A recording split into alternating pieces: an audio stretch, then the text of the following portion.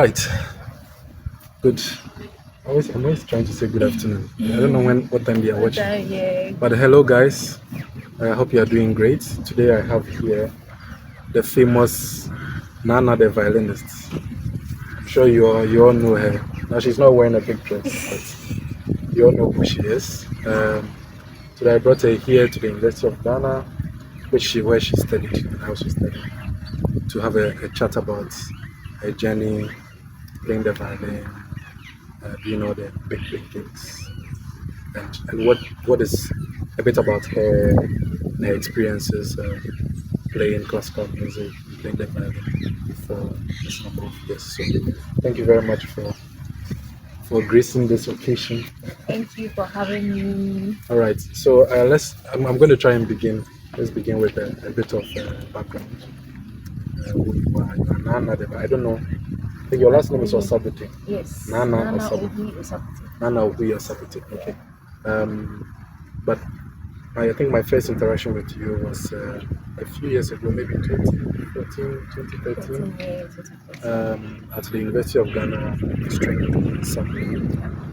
And then this lady just showed up. It's like, I want to come and play with you guys. So who's teaching you the violin? It's like, I learned it on my own. Okay. No, so she joined us for a bit of time until I eventually left. But that was our first interaction. But tell me a bit about yourself. Maybe a bit about your childhood. Nothing too personal. Okay. For these guys, they like. So tell us a bit about yourself. Okay, so my full name is Nana Obi Osabute, but I'm known as Nana the Violinist. So I'm 29, yes, and then I was born in Kumasi. Okay. Originally, yes, my mom was from Kumasi, my dad is from Naana. So when my parents got married, we moved to Accra. So I think we've been living in Accra since. I attended primary school at Morning Star School. Okay. And then I went for my junior high school education at Johannes Education Center. And then I went to Methodist Girls Senior High School. And then I came to University of Ghana. So coming to University of Ghana, I wanted to study music. So I remember in my courses, we had to select 6 courses at a time. I don't know how it works now, but I chose music throughout. And then I didn't have any music background from primary school or anything. But I remember as a kid, I loved to sit in the corridor and sing to myself. And in morning start, we were playing that in seven. So I'll play that in seven and then I'll sing. So I realized I had an interest in music from there. My mom too used to sing at church. Yeah, so I've always loved music, but I never had the opportunity to study music. So I wanted to study music at the university. Unfortunately, I was denied. All the 6. Yes, all 6. Hey. I wasn't given music, so they rather gave me religion, psychology, and then adult education. Those are the courses So that's I strange. had. Yes, I didn't have interest in any of those courses. But then I think religion was, when I started studying those courses, I developed interest in religion because of the diverse views and beliefs and all that, because we studied different religions. So I loved that. I dropped adult education along the line, and then I also developed interest in psychology because it taught how to understand human beings and the brain and all that.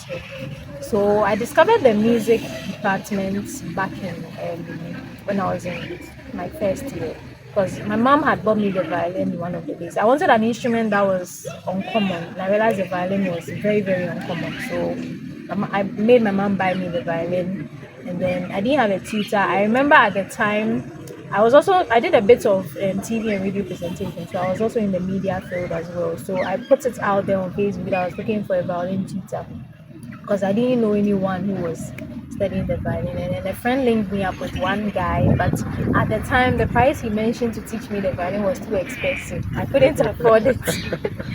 So yeah, I decided to learn on my own. So I would go on YouTube. I remember the first song I heard, I was watching a movie. I love TV series a lot. So I was watching Kyle XY. And in one of the beginning episodes, someone was playing Canon MD on the piano. And the song was so calm and peaceful. And I said, I want to learn this song. So that was the first song I started learning on the violin. I wanted to play that song at all because I knew nothing about scales. I knew nothing music. I knew nothing about the violin. I didn't even know how to tune, but I just wanted to play canon in D. So it took me so many months to learn canon in D, and then I discovered the music department. So that's how come I see. yeah. It's quite a journey. Yeah. Oh, all right. So now you are you are known as Nana, the violinist. Can you tell us a bit about why you chose That that name, name? That's I don't know how to particular name, yeah, that yeah. particular name. So it's an interesting question. So when I started at that time, social media wasn't as it is today. But because I was in a media space, I would record myself playing the violin, position a camera in front of me, play something Afrobeat. By the time you wouldn't really see violinists, every violinist was playing classical music. So I was finding classical music very difficult. So I wanted to do the trending songs. I wanted to try the. I just like. I was happy seeing myself able to play a popular song with the violin, even though I didn't really know much about it. So I was called myself playing it. And whenever I posted it online, the reactions were so like everybody was excited. Oh wow, we didn't know this could be played on the violin. So I tried a couple of songs, and I think one time, I was called for a TV interview, and then by then I was just Nana Obi. So I went for a couple of interviews here and there, and before I knew it, everybody, the minute you mentioned the violin, that oh, do you know Nana? And then someone asked, ah, is it the lady that plays the violin? So it became like a thing. Everyone was attaching me to the violin. Oh, Nana, violin, Nana, violin. So I remember when I go for these TV interviews, I'm asked for my social media handles, and I remember the name was Nana underscore OO. So OO for Obi Usabute. And I found it difficult mentioning that handle because Nana underscore OO, it was always difficult. So I felt like why not just make it Nana the violinist since everybody just attaches me to the violin. So I changed it and that became the name. I see. It's a very nice coincidence. Okay, so now you are Nana the violinist. Um, and according to the story you said from the beginning, you never really had any formal lessons in violin playing. Were there any people that you looked up to when you were learning how to play? Yes, so I'm someone that I love to learn. I'm very, very down to earth when it comes to learning from people.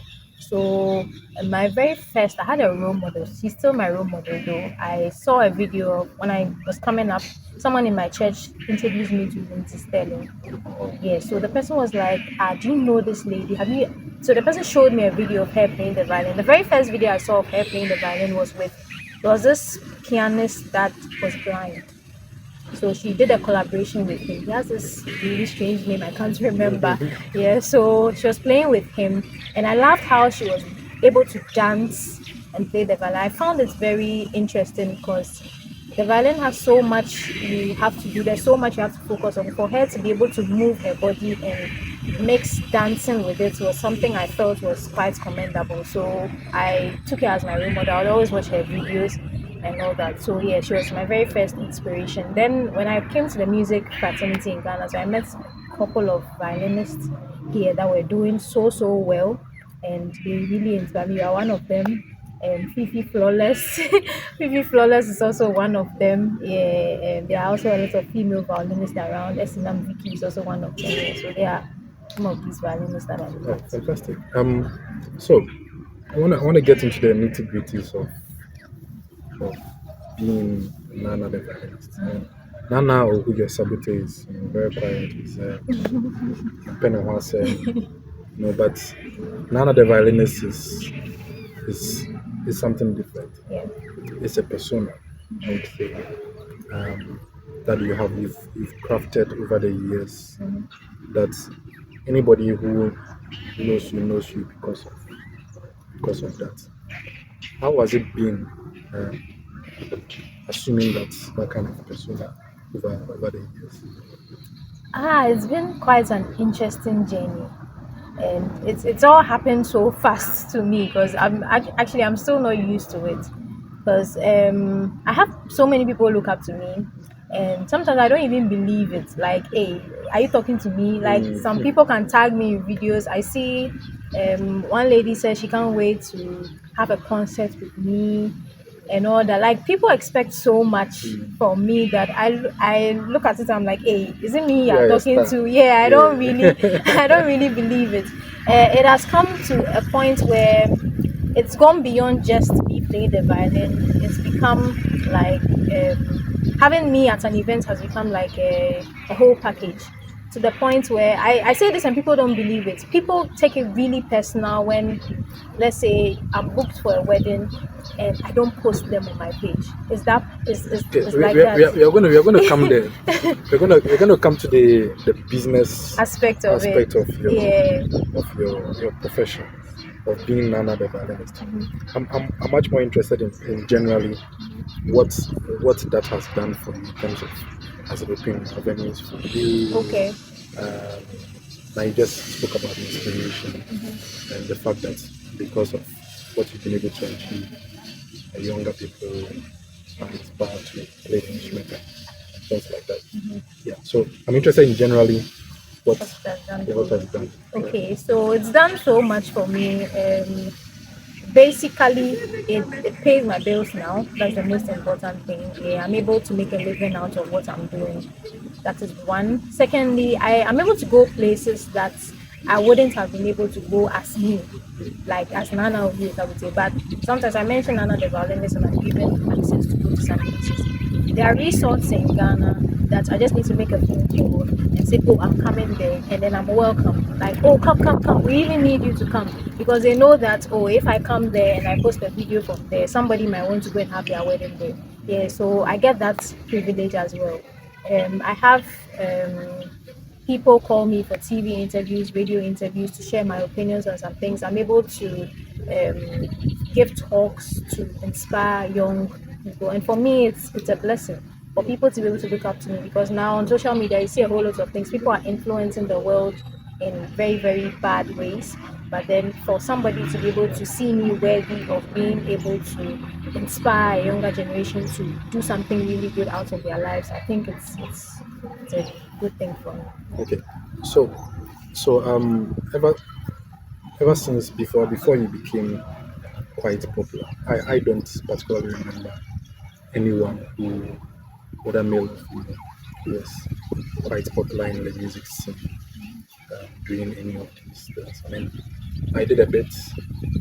I can count functions, how many wedding wedding gigs I played. I was not very much into that, but even with that, I have a few friends like Fifi and Calvin and a few other guys who were doing quite a bit, but nobody has been able to get uh, the recognition that you've been able to build over the period.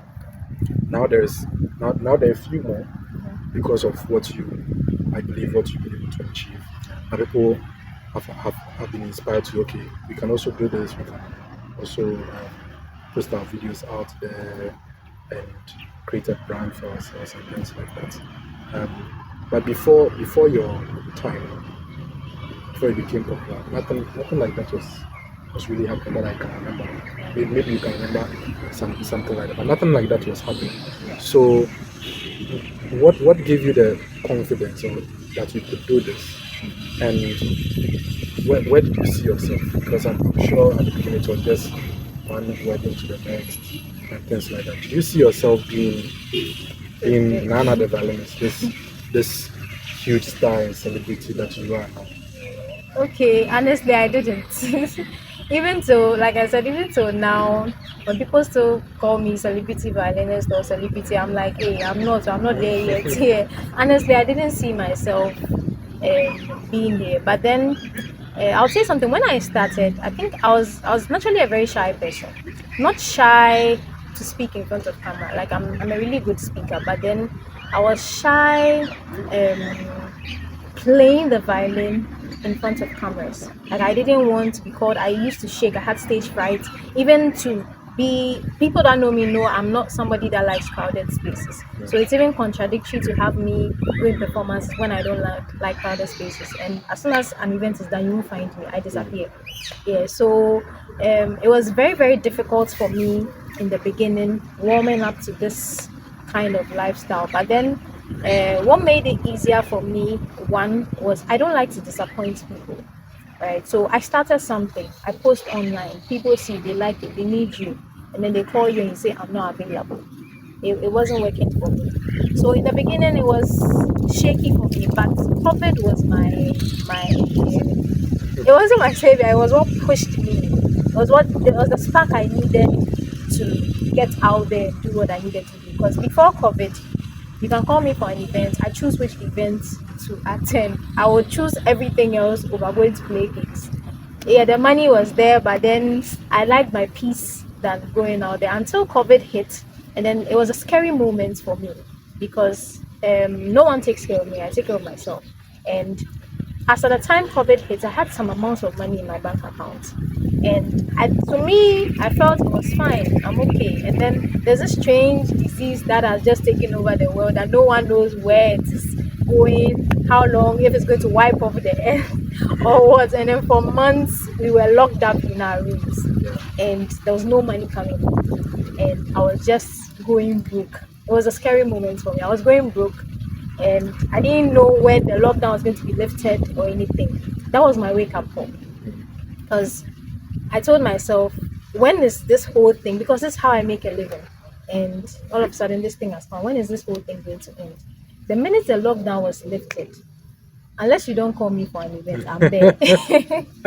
Like, unless, and that is what changed everything. Because before then, yeah, we were there, violinists were there, but nobody really, it wasn't a trend like somebody called a violinist for a wedding. No, it wasn't there. But one person did it. I started being seen all over the place. Bloggers, even with the blogging, the live blogging with phones, it started after COVID, where because people were sitting at in their homes, and then you really wasn't like social media was a thing. So you'll be home, and then you see bloggers posting from people. So these trends came up after COVID. Yeah. So the violin performances was also one of those trends that popped up after COVID, and yeah, it was my wake up call. So after I started working for me. Now the gigs became too many. I had to start passing it on, and then it spread out. I want to ask a question about being a woman. Okay. And what your experiences are putting yourself in spaces like this.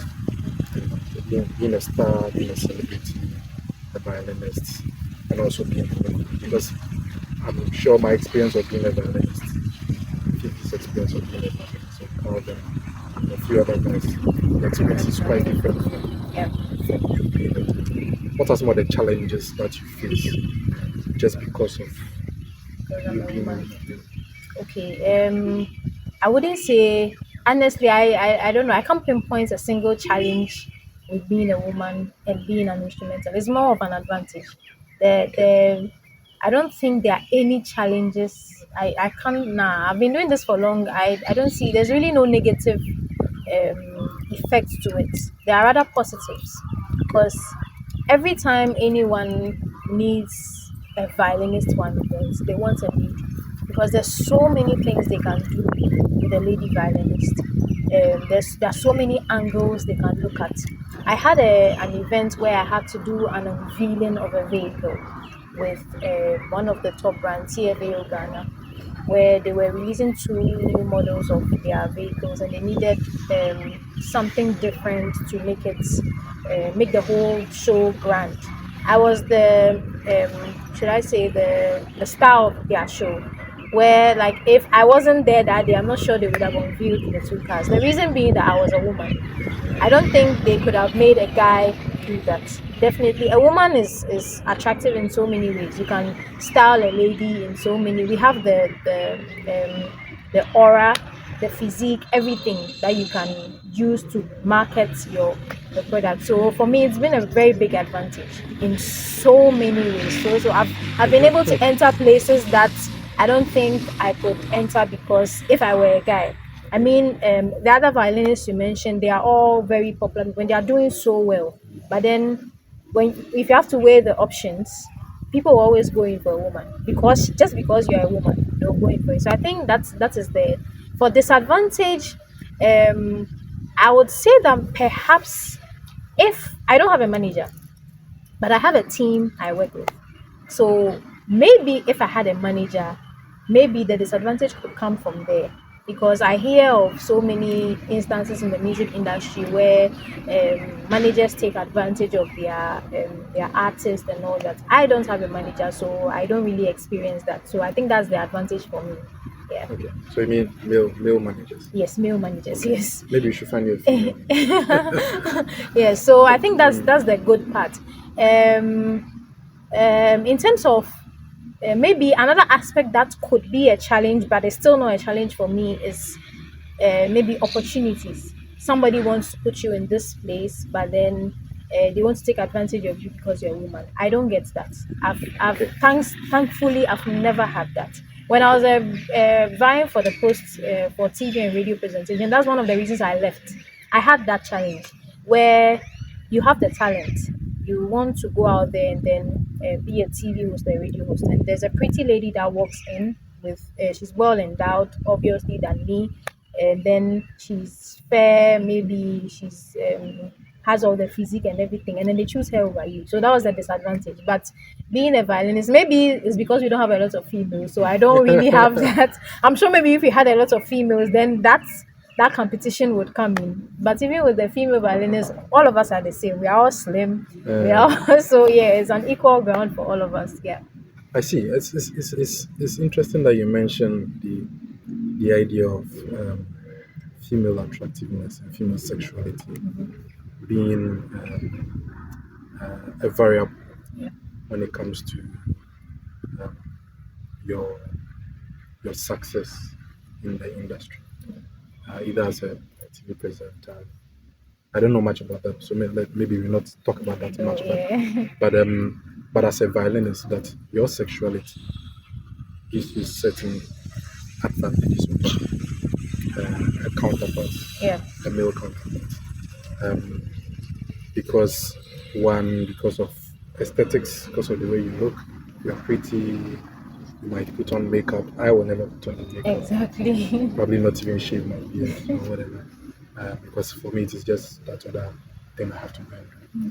But when women are going for events, they really present themselves. So, what are some of the things that you do to enhance your your appeal Okay. for some of these gigs and things like that? Okay. So it's always not just about the outlook. That's one. For me, I think one of the reasons why my clients always come in for me is how I relate to them. Okay. So I have a very once anyone contacts me and we have a deal, a business deal, we are not just business partners, but you can confide in me about anything. So I have brides that will come. I mostly use weddings because that's my major field. I have brides that come to me and then ask for recommendations of DJs, event venues, stylists, a whole lot of things. Like they come to me, oh hey, who did your hair? Who did your makeup? Who did your this? So I think there's that trust first of all, yes, because if it's just about the personality, there are so many people they could go in for not just a violinist, they could go in for a singer or a musician or anything, but then they come to you first because of the relationship they have with you. There's that trust. Also because someone else has recommended you to them. I think that's one thing. So my relationship with them is number one for me. I also come up in terms of relationship too. Yes, I'm very understanding to my clients as well. Maybe it's because of my background in psychology as well. I don't know, or maybe that's just how I am. Yes. The second thing is yes, the outlook is also very important. And when it comes to outlook, I'm very considerate. I think of my brides a lot. When I say I think of my brides a lot, I can decide to wear anything to anybody's wedding. But one important thing I look out for is I'm there to add to your your event. I'm like an ornament for your event. I'm not there to overshadow you. So unless the bride specifically requests for that, then that is fine. But I always try as much as possible. I tell my stylist, I tell my fashion designer, whoever, that I'm the performer, I'm not the bride. So you shouldn't, because sometimes it's a threat for somebody to show up at your wedding. You show up looking prettier than the bride. No, it comes off, you come off as too expensive. That is number one. And nobody, yeah, some people can have the money. I tell my colleagues all the time that the fact that somebody has the money doesn't mean they should give it all to you. They have other things they can use their money for.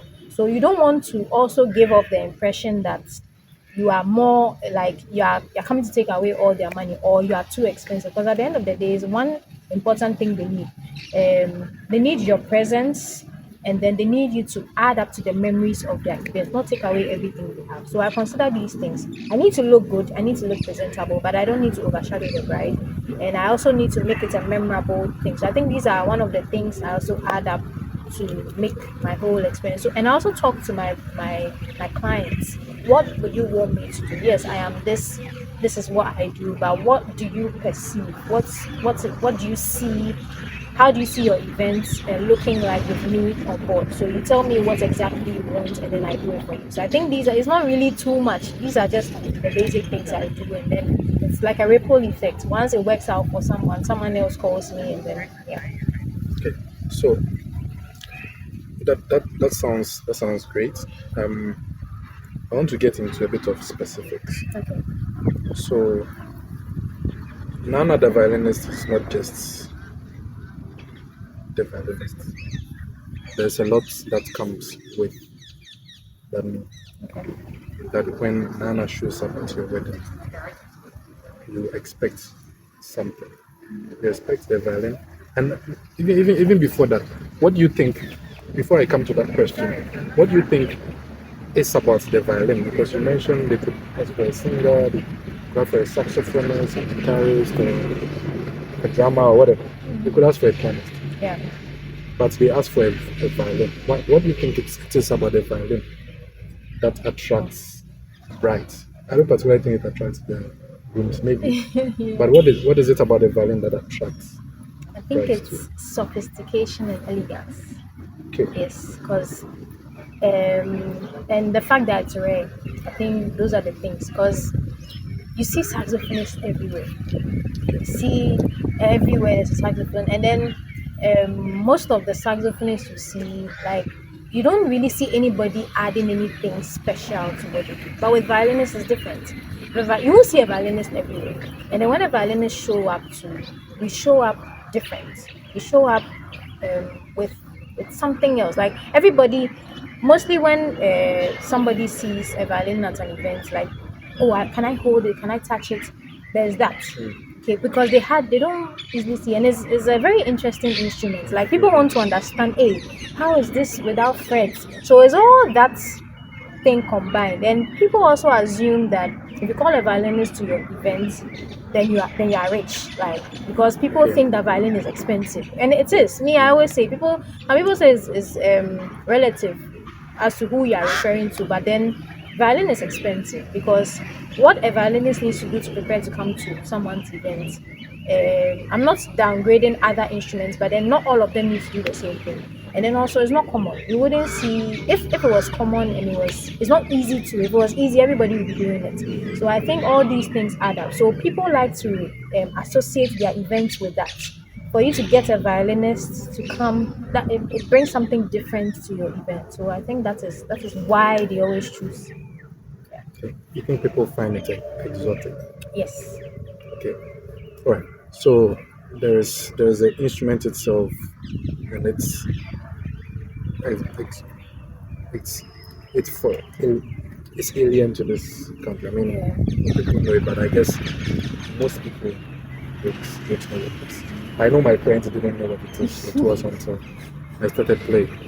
Um, but they know of a trumpet, they know of a guitar, they know of a piano, they know of a saxophone, drums, and all that. But I don't always seems like something from somewhere. Yeah.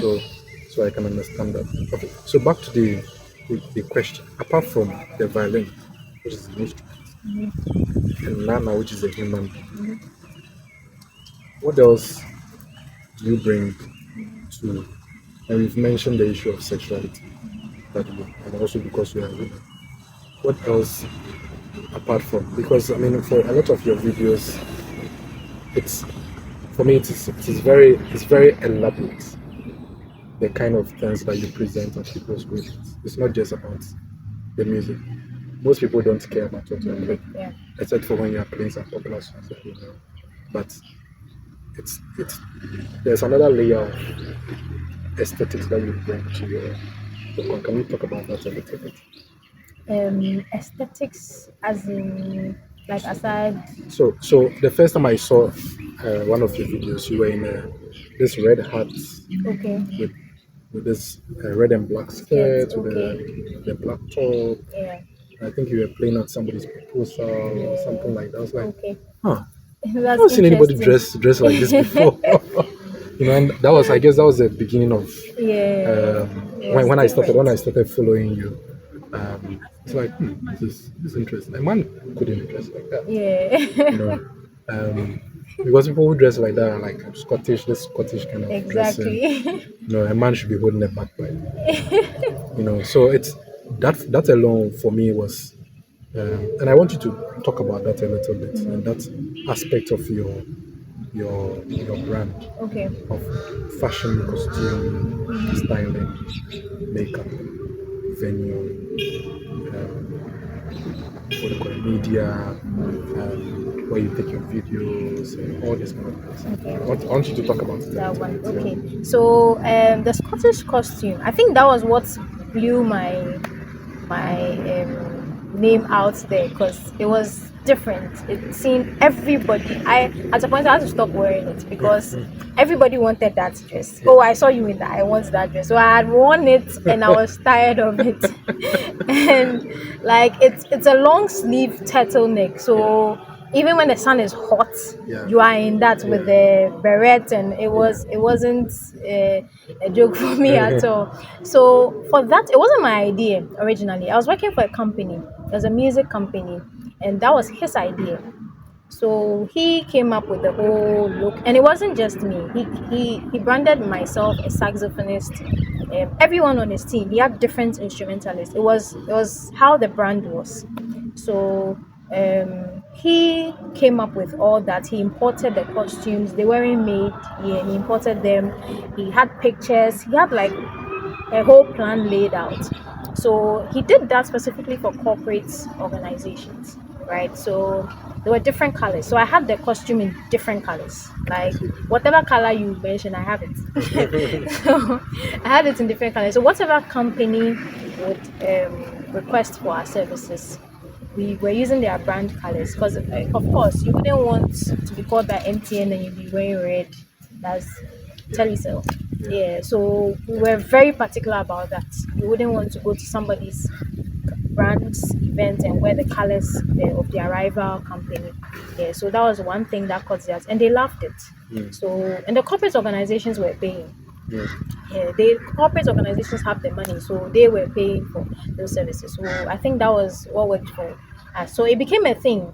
Now you can't also wear that for all other events. So now it taught me to be event specific and then choose the costume to wear to what events. Because now if the costume was off, it messes up the whole. After the violin is there, but then if the costume is off, I remember I went for. There was a certain day I went for an event, and then out of Accra. After that event, the minute I landed in Accra, another company called me to come to a different place that was also out of Accra. So like I drove from Akosombo to Accra. I got to Accra and somebody needs me in Kumasi, and I had to go that same day. I was so tired. And one thing people don't know is changing costumes is very hectic. I don't know for other people, but for me it's very, very hectic. Even to wash it, to iron it is not a joke. Mm. So I had to do that trip that same day, and I was tired. I had to drive myself. I was really tired. So when I got there, I felt like, well, does it really matter to wear like another costume? Like I really didn't want to go through that stress. So I just wore some trousers and a t-shirt. branded T-shirt with my name, and then I got to the event venue. The organizers were pissed. They were pissed because they were like, "We know Where's your this costume? is, we know this is you. Yeah. Like you come with some." Yeah. You know you can't be disappointed. It's a whole package. So why do you show up in t-shirt and jeans? Yeah. If you wanted t-shirt and jeans, we would have called just an ordinary person. So since then I learned my lesson. And that was not just the only time. I went for a birthday surprise. I'd always worn that Scottish costume. I didn't see it as a uniform. I just saw it as demand. Who wants it gets it. And it's expensive, so it comes with a price. It's not that I can't wear that costume. The costume is costing me 500 cedis, then you pay me 200 cedis. I can't do that. So the person paying for it gets it. So this person was arguing with, like, she was going back and not arguing, but going back and forth with me on price. And I felt like, okay, if this is what she can afford, then let me just wear what her money is worth. So I wore just a normal dress. And if you know me in real life, I don't like dressing too much. I wore just some normal, easy to wear slippers. And then she said birthday surprise. I went to surprise her. I got there and she was so disappointed that she talked about it and talked. So I realized that's what the people want. So it's not just about you can wear any costume, but then you should know where to wear what to. Exactly. So I think that's one of the things that people think, oh, Nana dresses like this, so let me just. But you get it wrong. There are some specifics to it that you would have to follow. Not everything works for anybody. Some brides would want anything. Oh, you just wear anything, come and join people. Others want you to be like go all out for them. So yeah, and then sometimes it's not always about just the brides. Remember that you are going to an event, you are meeting different people from different backgrounds.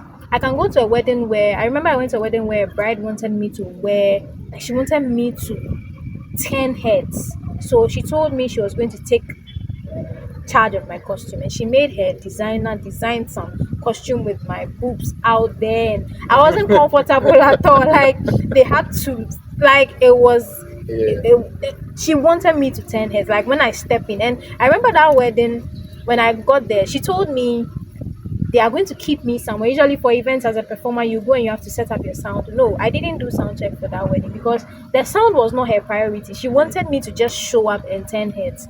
So when I got there, I was kept in the car for like 2 hours with the AC running just to keep me looking fresh.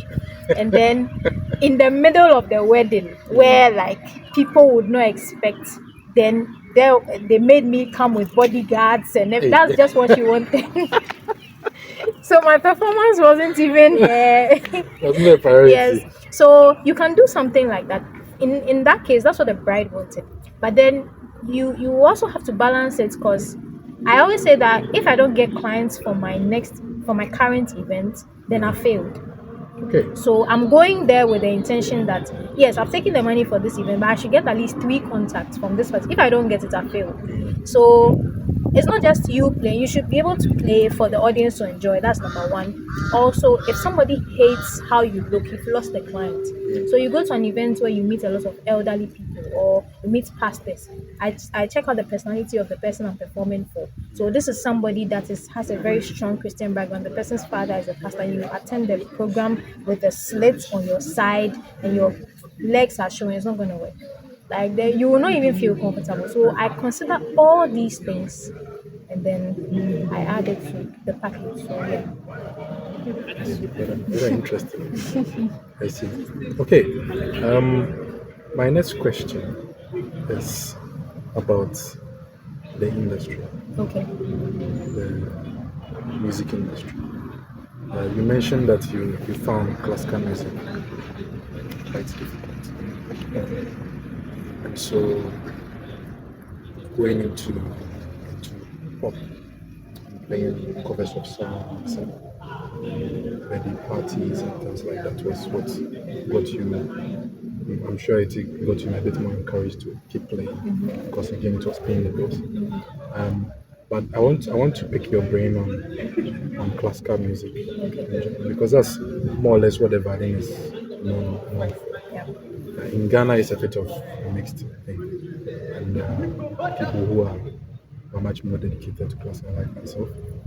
Um, but I'm interested in what you think about the industry itself, the classical music industry, because of you, and another group, Purple Strength, which are also all ladies. And there are a lot of lady groups that are coming up, Yeah. and they are all kind of following your footsteps and doing something quite similar. Mm-hmm. And the idea of dressing up for a wedding and all these things, it's become. That's I don't see normal. any guy doing anything that is remotely similar to what Yeah. the ladies are doing, and for me it's all great because we cannot all do the same thing. Yeah. And the ladies are always going to have an advantage over us when it comes Exactly. to this side, so we can't compete. But I want to try and pick your brain about classical music in general and what you think your popularity playing the violin, which is more or less a voice instrument, is doing for learning the instrument in classical music. Okay, so one thing I've come to understand, I've come to accept, classical music is beautiful. On days where I'm tired from an event and I'm going home, a lot of people say I don't like classical. That's not true. I love it. Just that my audience don't appreciate classical music. That's why I don't play classical music. But I listen to it a lot. Classical music is very beautiful. It's so beautiful. But the Ghanaian audience, for some reason, I don't know.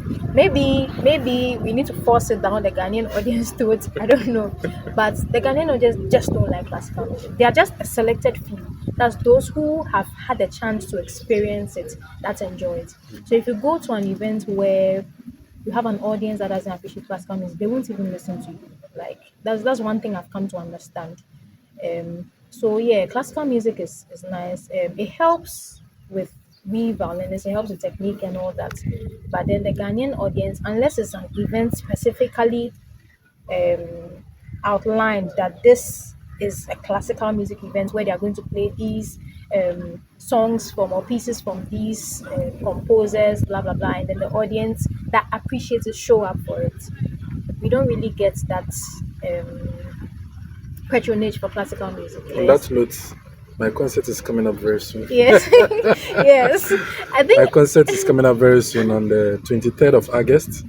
It's going to be at the University of Ghana. So please look out for the arts, and it's going to be full classical music. yeah, So lovers of classical music, you're always welcome exactly. to attend the concert. Okay, sorry for No, no plugging it worries. in. So, I think for stuff like yours, let's say if you have a concert, I think what we can do to make Ghanaians appreciate it more, because like it or not, it's part of the violin. I mean, to go out there as a violinist, if you want to compete as a violinist in Ghana, if you want to compete with violinists outside, that's one of the things that they would always ask you. Like, no violinist would just get up and tell you that play a song from maybe Kwame Eugene or Shatawale or whatever. They will always ask you. They always that's a song that they can relate to. That's classical musicians outside there. That's a song that they can relate to. But unfortunately in Ghana, the Ghanaians just don't like it.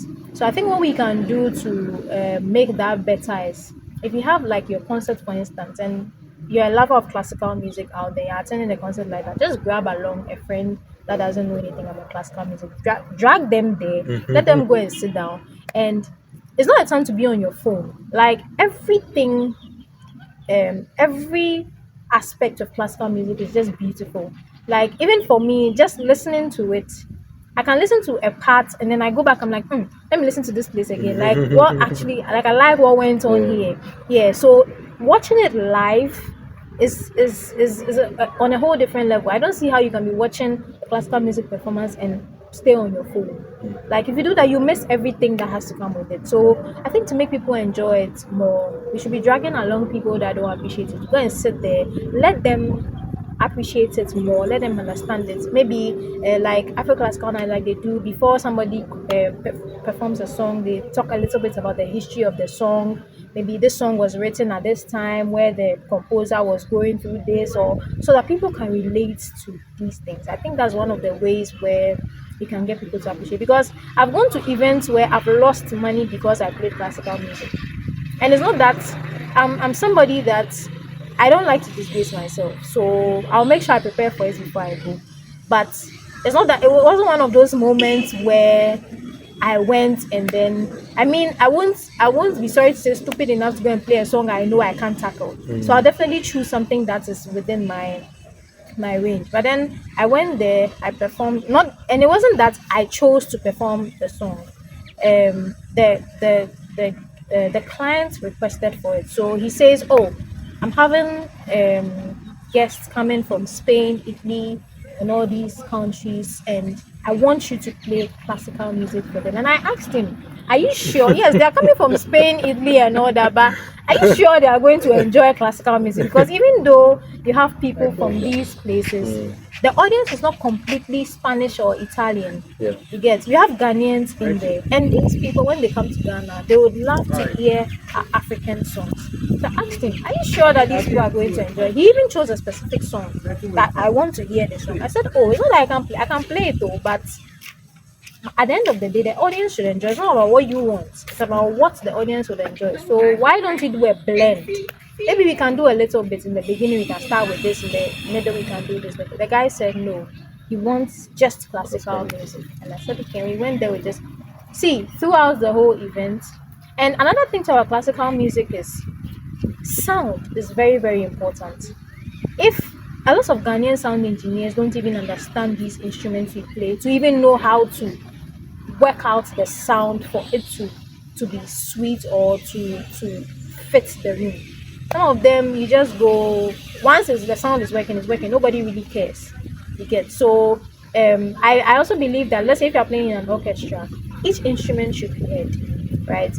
Because it's the blend that makes the sound great. So if violins, cello, and everything, we can't hear the cellist, then how does the audience appreciate? The output of the sound is bad, so how does the audience appreciate it? So it doesn't work. So we had a similar situation like that where the sound was really terrible. Sound engineers weren't there on time, so we got that we weren't able to do adequate sound check. Like nothing worked. So we were on stage performing and nobody could hear us. Like, no, even we on the stage couldn't hear ourselves. So how much? So it was a very terrible experience where we're sitting there playing, and classical, like you need to, you're in the music, and then somebody is dropping a glass. Somebody's like, you can see the audience is not paying attention to what you're doing. And somewhere in the middle, I wanted to say, can we stop this and just switch and play some Afrobeats? Because it wasn't working. But we had to. You started. You have to finish it. So we did everything, and the audience didn't even realize we had finished. And after we're done, the same person that asked us to play classical music said, the audience didn't enjoy it, so he's not going to pay us the remaining balance. I was like, wow.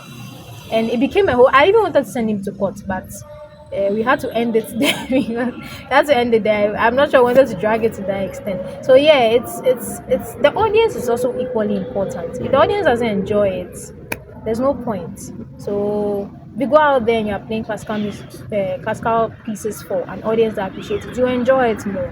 But if the audience doesn't appreciate it, then I think Ghana, we should get to a point where a lot of people, I don't know how we can do this, but it's if we are going to accept the violin in the country, I think we should accept it with what it comes with.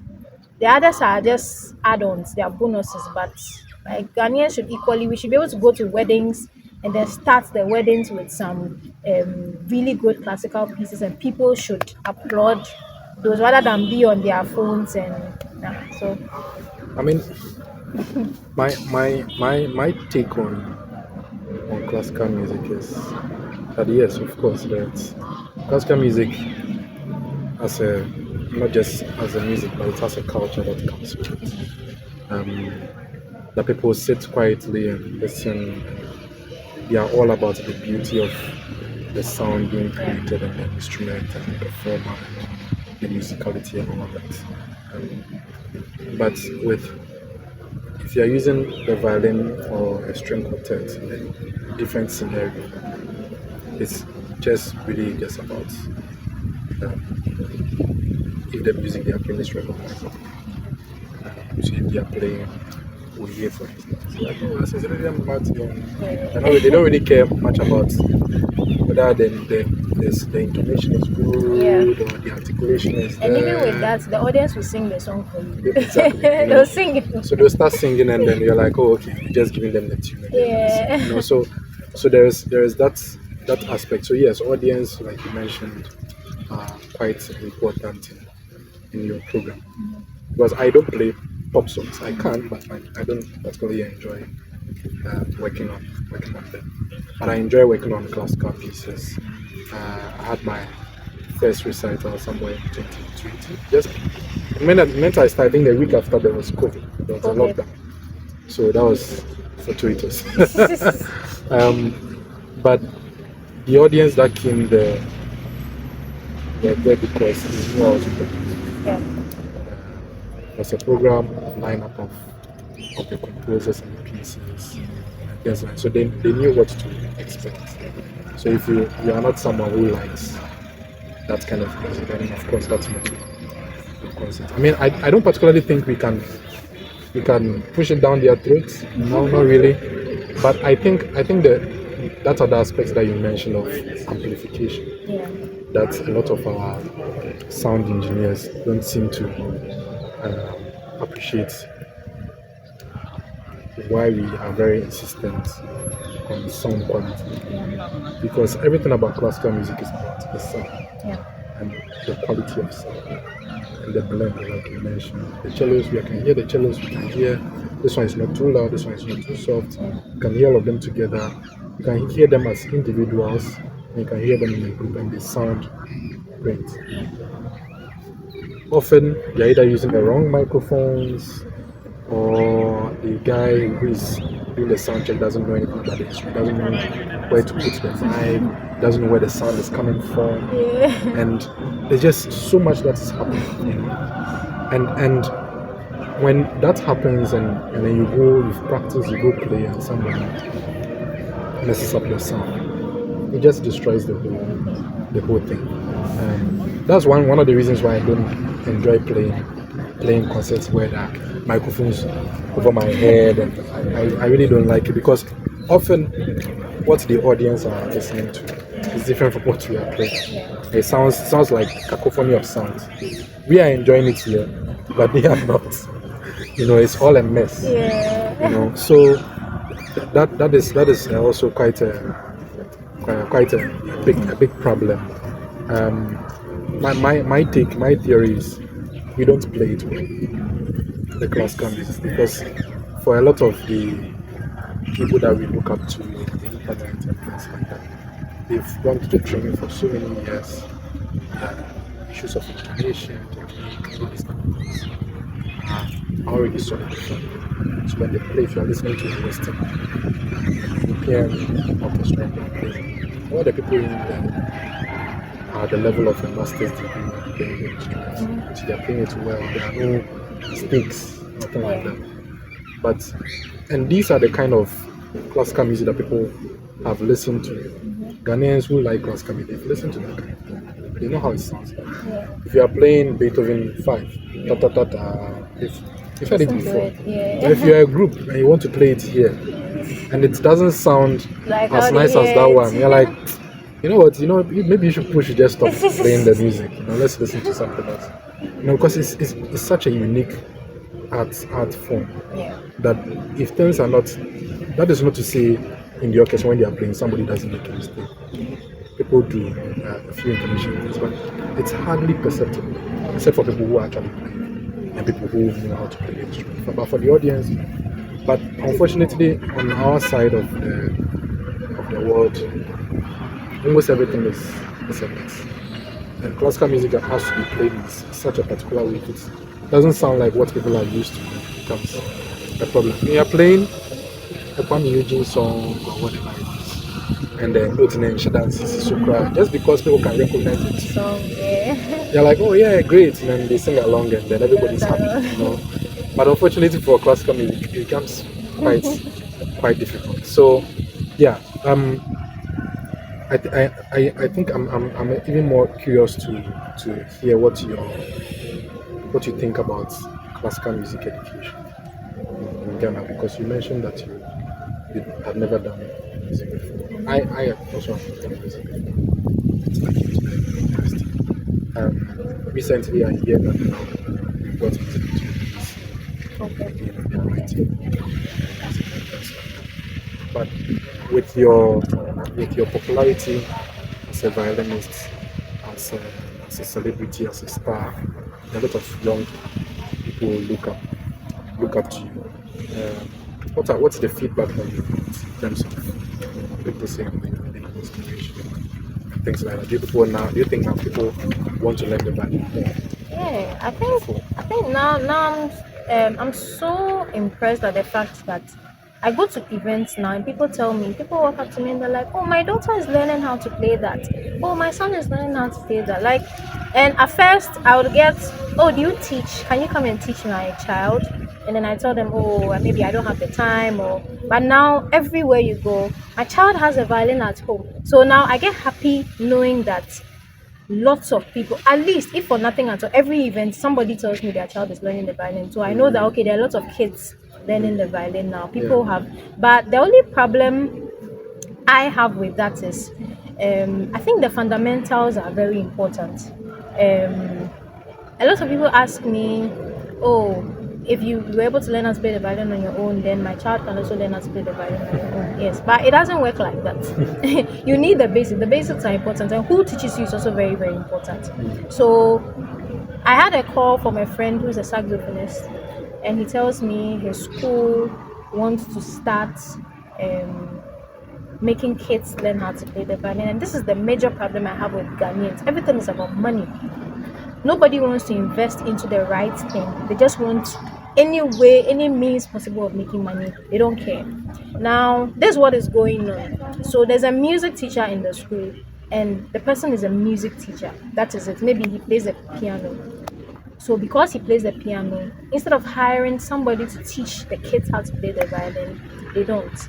They contract the piano teacher to go and buy a violin in town, figure it out, and teach the kids how to play the violin, then charge the parents to pay for it. So parents are paying for violin lessons, and the children are really not learning anything because the teacher doesn't even know how to play the violin. The teacher doesn't even know anything. So someone called me recently, was asking me what to look out for when buying a violin. Why is he doing that? The school wants to start violin lessons and he's been giving money to go and buy a violin to come and teach them. I'm like, how do you do this? So we have so many people with violins at home and they are not really learning how to play the violin. So it's like all the work we are doing is just going down the drain. Because me, for instance, what I do is I've come to understand that there are lots of professional violinists around now. Everybody's trying to make a living, but not everybody's meant to do everything. I perform, but I don't teach.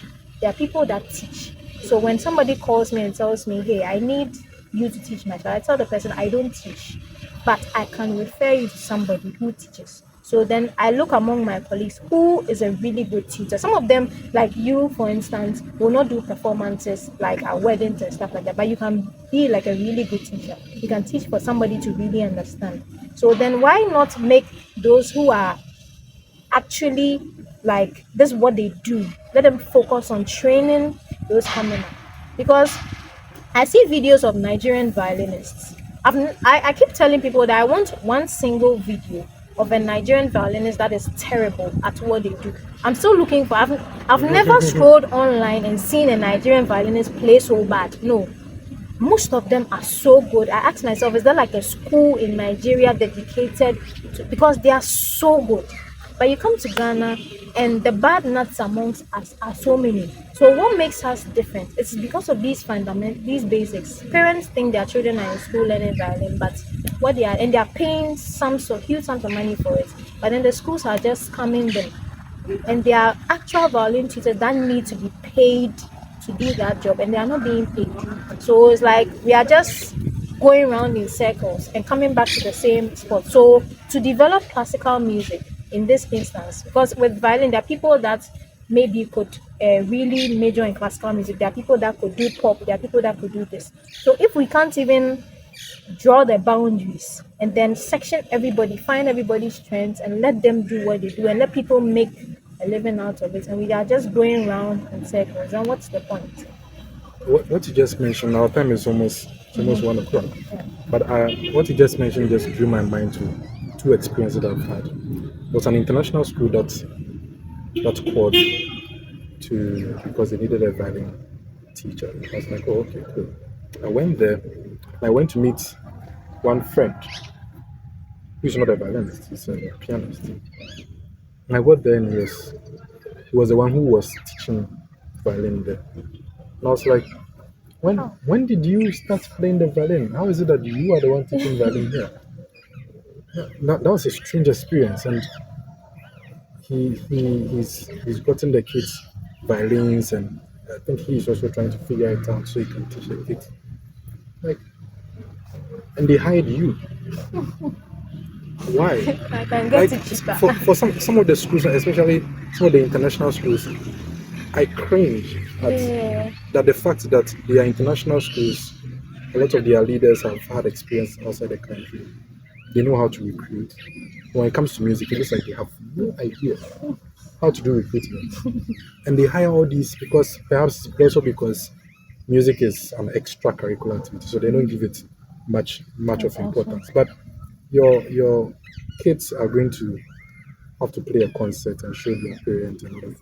And they are holding the instruments like this and doing all kinds of stuff. And the school authorities are happy that you hired some guy or some lady Really? who has no idea how to do this thing.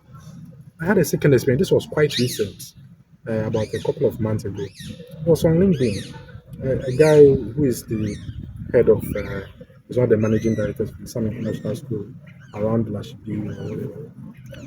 He messaged me on LinkedIn saying, "Hey, you want to start a music project in their school?" And he saw that I was a violinist.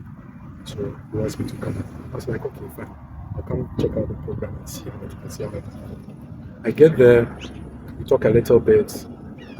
He introduces me to the music teacher because there's only one music teacher for the whole international school. I think that's the senior school.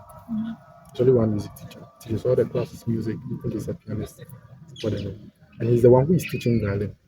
So they are bringing me in. They are bringing me in to come help him, but he doesn't play the violin. It's like, oh, he just knows the basics. And like, you know the basics. That does not mean you can teach it. Yeah. So I mean, I didn't tell him that, but I was thinking in my head, how is it that you started a music program? You want to teach violin. You have about 6 kids or so who are learning. Be learning it for a few months, and it never occurred to you that you find somebody who is an expert. Come on. The violin, pay him or pay her, and have her do the right thing. And after they were like, "Oh, can you please help us out today and teach the kids?" I was like, "Yeah, sure." Because I was there naively thinking, "Oh, after interacting with the kids and all that, they're going to call me and have a contract or whatever." After interacting with the kids, giving them a lesson for like an hour, we went to the office. We talked a little bit. It's like, okay, I'm going to give you a call. We want to even prepare the whole structure of how the music, because we want it to come into the music, not be extracurricular. Up until today, it's not working. I even texted him and said, "Oh, are you still interested in?" Because you said you're going to call me, you didn't call me. So should I assume that you don't need my services anymore?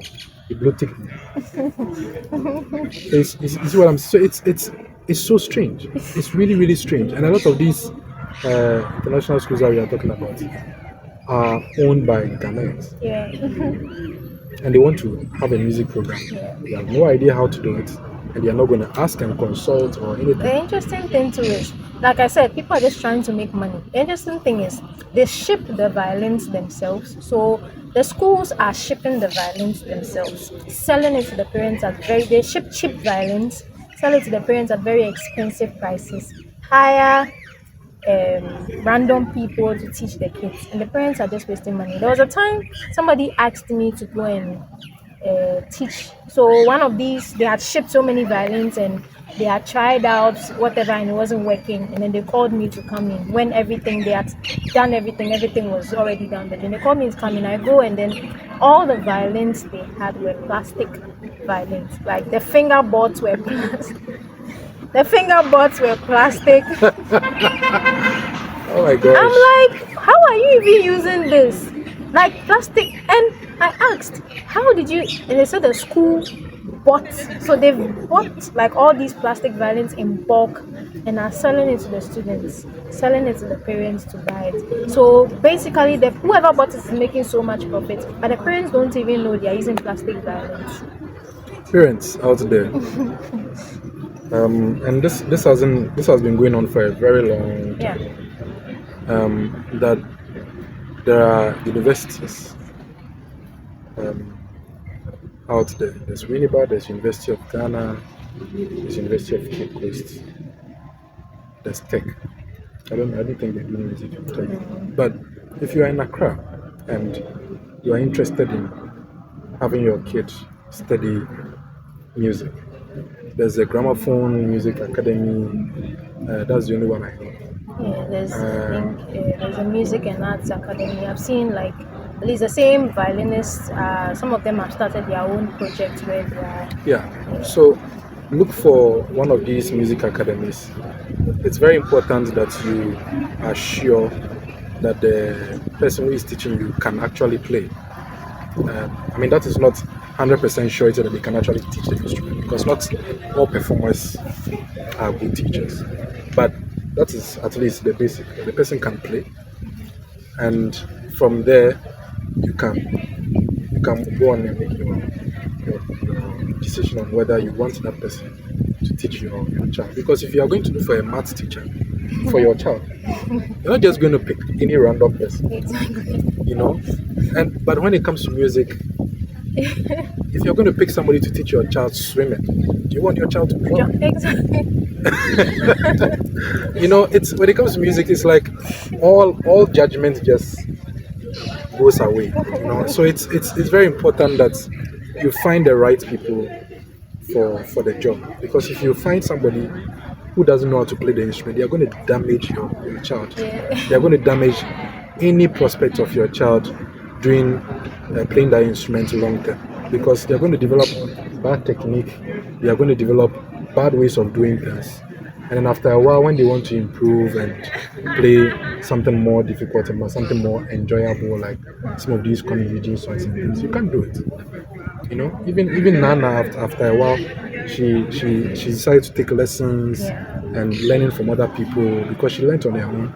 But lucky for her, she learned the right things at the beginning. Not everybody has that same experience, you know. So, where you take your lessons from and where you learn music from is very, very important. If you don't learn it properly, going forward after a few months, you're going to get tired of it, and then you will not be able to do it anymore. And you just waste time and you waste money on your child. So please, it's very important that you hire the right people. Our time is up. Do you have any last words?